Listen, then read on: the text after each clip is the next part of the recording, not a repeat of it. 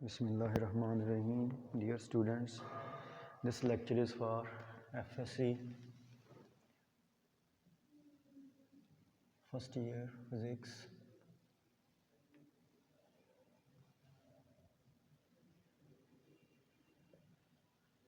और हमारा जो चैप्टर है दैट इज़ चैप्टर नंबर 5। आज हम बात करेंगे एंगुलर मोमेंटम की। Angular momentum.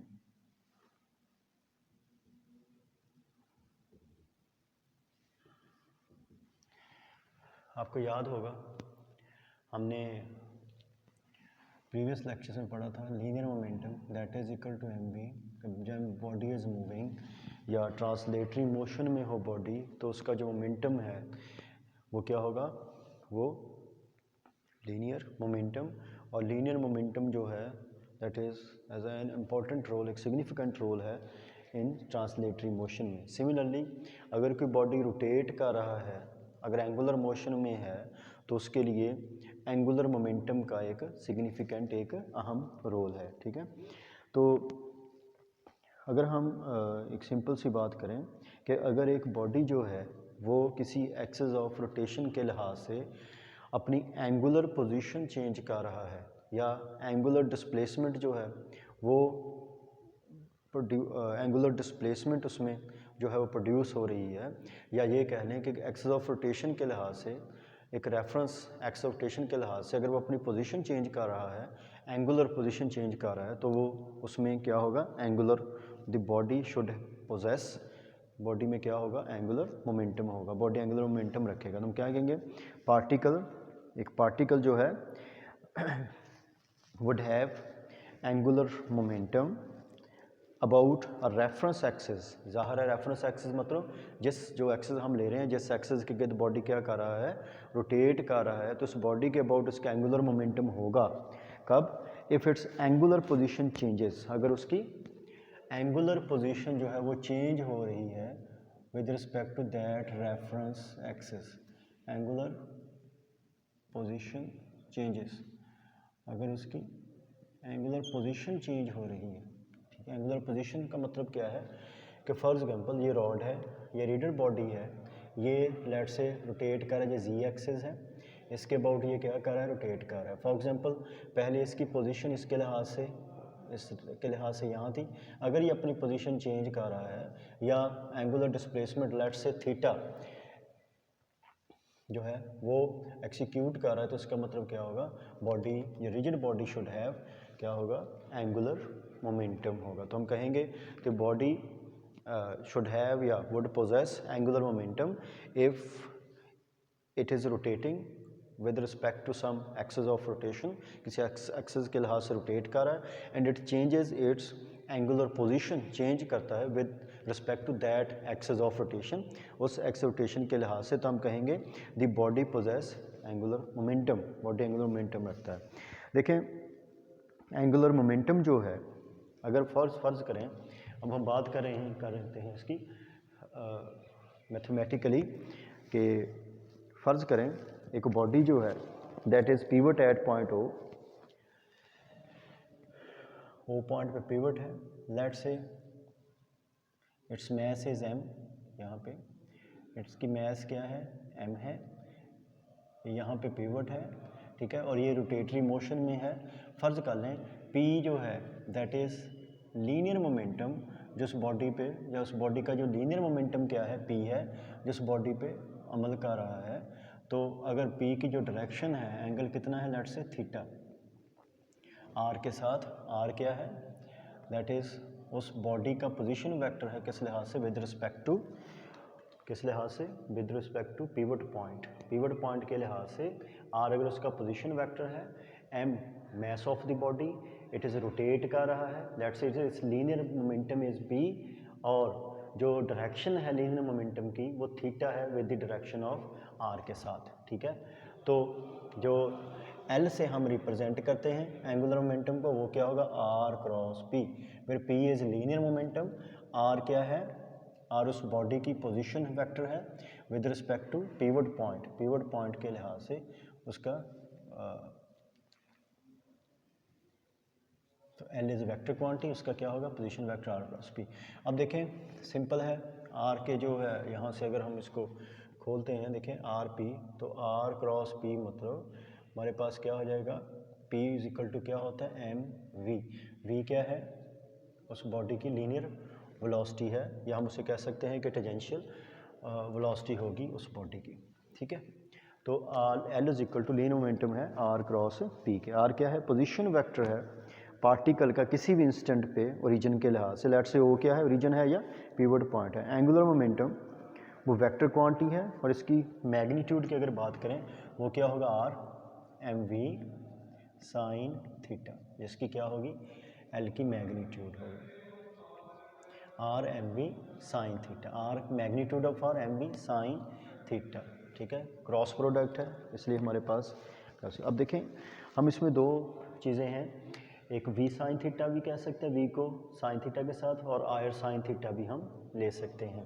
और आर साइन थीटा क्या है, आर साइन थीटा पी के वो आर का वो कंपोनेंट है जो पी के परपेंडिकुलर है। लेट्स से ये पी की डायरेक्शन है, तो आर साइन थीटा क्या होगा, दैट वुड बी दिस, ये क्या होगा, R sine theta that would perpendicular to the direction of P की डायरेक्शन के परपेंडिकुलर होगा आर का कंपोनेंट। तो आर साइन थीटा ज़रब linear momentum M V that is equal to magnitude of angular momentum, ठीक है।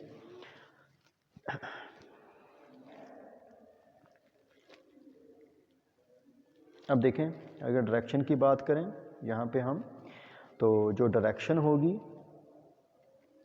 एल की डायरेक्शन क्या होगी, दैट आर क्रॉस पी।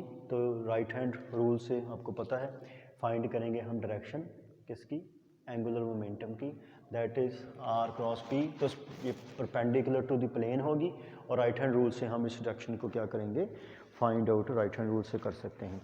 और यूनिट्स क्या हैं इसके, यूनिट्स जो हैं वो सिंपल यूनिट्स की अगर बात करें, r cross p, p m v है, एम क्या है kilogram, velocity metre per second, और ज़रब क्या हो जाएगा मीटर।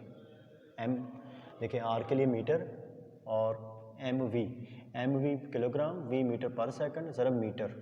आर के यूनिट क्या है मीटर, तो यूनिट्स क्या हो जाएंगे kilogram metre square per second, ठीक है। ये यूनिट्स इसको जॉउल के फॉर्म में लिखेंगे, तो ये हो गए जॉउल सेकंड। जॉउल सेकंड कैसे, आपको पता है जॉउल क्या होता है, किलोग्राम एफ डी जॉउल होता है। अगर हम बात करें इस क्वेश्चन से एफ डी, तो न्यूटन मीटर जॉउल, जॉउल जो है 1 joule is equal to 1 newton metre. Newton के लिए क्या है किलोग्राम मीटर पर सेकंड स्क्वायर, ठीक है। न्यूटन मीटर के लिए इनटू क्या हो जाएगा मीटर, तो ये न्यूटन मीटर, तो जॉउल का हो जाएगा kilogram metre square per second square. लेकिन यहाँ पे पर सेकंड है तो ये हो गया जॉउल, तो हम क्या करेंगे, 1 सेकंड से पर सेकंड है तो यहाँ पे हम 1 सेकंड से इसको क्या कर देंगे मल्टीप्लाई कर देंगे, ये जॉउल हो गया इंटू 1 सेकंड से मल्टीप्लाई करेंगे इंटू सेकंड, तो kilogram metre square per second जो है that would be is equal to kilogram metre square per second square, ये जॉउल ज़रा 1 सेकंड, तो ये क्या हो जाएगा जॉउल सेकंड। तो इसको जॉउल सेकंड के फॉर्म में भी लिख सकते हैं, किलोग्राम मीटर पर सेकंड स्क्वायर, इस फॉर्म में भी हम इसको लिख सकते हैं, ठीक है।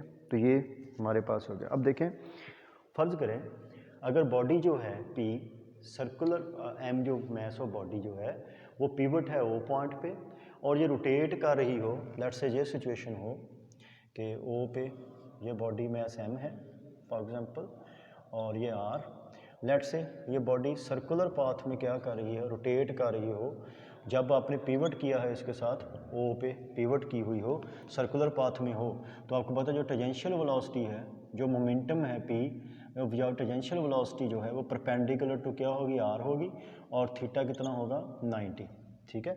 जब बॉडी सर्कुलर पाथ में मूव करेगा तो टेंजेंशियल वेलोसिटी या लीनियर मोमेंटम परपेंडिकुलर होगा आर से, तो यहाँ थीटा इज इक्वल टू क्या हो जाएगा 90, तो l is equal to r m v sine क्या हो जाएगा 90 डिग्री, साइन 91 होता है तो r m v l is equal to, आपको पता है वी होता है आर ओमेगा, तो अगर आर ओमेगा की वैल्यू पुट करें तो l is equal to r m into r omega, या हम इसे लिख सकते हैं एम आर स्क्वायर ओमेगा। तो एल इज इक्वल टू क्या हो जाएगा, m r square omega, where omega क्या है, एंगुलर वेलोसिटी है रोटेटिंग बॉडी की, कि जो हमारा रोटेटिंग बॉडी है एंगुलर वेलोसिटी ओमेगा से अगर क्या कर रहा है, रोटेट कर रहा है।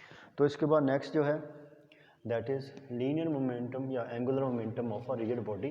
किसी भी रिजिड बॉडी का हमने अगर एंगुलर मोमेंटम जो है वो फाइंड आउट करना है, उसका दूसरा step angular momentum of a rigid body.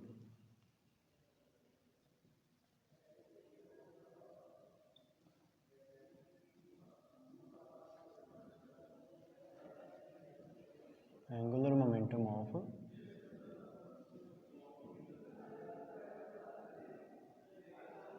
Rigid body.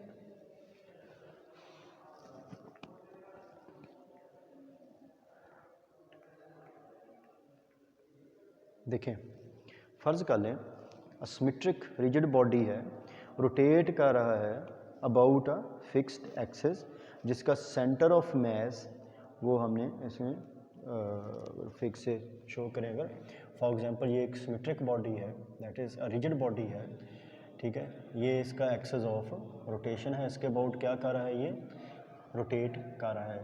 That is symmetric about, ये बॉडी जो है सिमेट्रिक अबाउट जी एक्सिस है, ठीक है। तो इसका जो सेंटर ऑफ मास है दैट से यहाँ पे सिमेट्रिक है बॉडी है, तो इसका एक सेंटर ऑफ मास होगा, दैट से सेंटर मास क्या है, ये है। अब देखें हमने इसका फाइंड करना है, फ़र्ज़ कर लें एंगुलर मोमेंटम, तो हम फ़र्ज़ कर लेते हैं यहाँ पे इसका कोई मास एक पीस ले लेते हैं, मास पॉइंट ले लेते हैं एम आई, ठीक है, और इसका रीजन से या एक्सिस ऑफ रोटेशन से डिस्टेंस जो है आर आई या पोजीशन वेक्टर क्या है, आर आई है, या आर आई डिस्टेंस है एम आई का। एम आई क्या है, कोई भी हम पॉइंट लेते हैं, मैस पॉइंट लेते हैं या मैस पीस लेते हैं, मैस कंसंट्रेशन लेते हैं कहाँ पे, रिजिड बॉडी के ऊपर, और इसका डिस्टेंस जो है ओ से सेंटर से या एक्सिस ऑफ रोटेशन से क्या है, आर आई है। अगर ये बॉडी जो है ओमेगा वेलोसिटी से रोटेट कर रहा है, तो आपको पता है कि ith पार्टिकल का जो एंगुलर मोमेंटम होगा एल आई, वो आपको पता है आर आई एम आई, ठीक है, और वी आई होगा। वी आई क्या है, क्योंकि जब बॉडी रोटेट कर रहा होगा तो ये मैस जो है ये एक सर्कुलर पाथ में मूव कर रही होगी, और वी आई इसकी क्या होगी, टेंजेंशियल वेलोसिटी होगी। आपको पता वी आई होता है आर ओमेगा, तो आर आई एम आई और v की जगह हम पुट कर देते हैं आर आई ओमेगा। ओमेगा चूँकि सारे हर मैस पॉइंट के लिए सेम होगा, तो हम जहाँ ओमेगा लिखने की ज़रूरत नहीं है, क्योंकि ओमेगा हर पार्टिकल के लिए क्या है, सेम है। तो ये हमारे पास आ जाएगा m I R I square omega, m I R I square omega l i, या सिर्फ ith पार्टिकल के लिए है। अगर लेट से टोटल जो मैस पार्टिकल्स हैं, मैस कंसंट्रेशंस हैं जिनसे रिजिड बॉडी बना है वो n है, तो हम इसको टोटल बॉडी का जो एंगुलर मोमेंटम होगा that would be sigma form में चले जाएंगे, I is equal to from 1 to n M I R I square, और साथ आ जाएगा ओमेगा। अब देखें ये जो है ये है मोमेंट ऑफ इनर्शिया, आपको याद होगा पिछला टॉपिक हमारा, ये है moment of inertia of rigid body, moment of inertia of rigid body, जिसको आप आई से रिप्रेजेंट करते हैं, ये आई है आई ओमेगा। तो एल इज इक्वल टू क्या है, आई ओमेगा। आई क्या है, moment of inertia of rigid body, omega क्या है, angular velocity of the rigid body जिससे वो रोटेट कर रहा है। तो इस फार्मूले से l is equal to I omega से आप एंगुलर मोमेंटम फाइंड कर सकते हैं किसका, एक है रिजिड बॉडी का। तो उम्मीद है डियर स्टूडेंट्स को लेक्चर की समझ आ गई होगी। अल्लाह हाफिज़।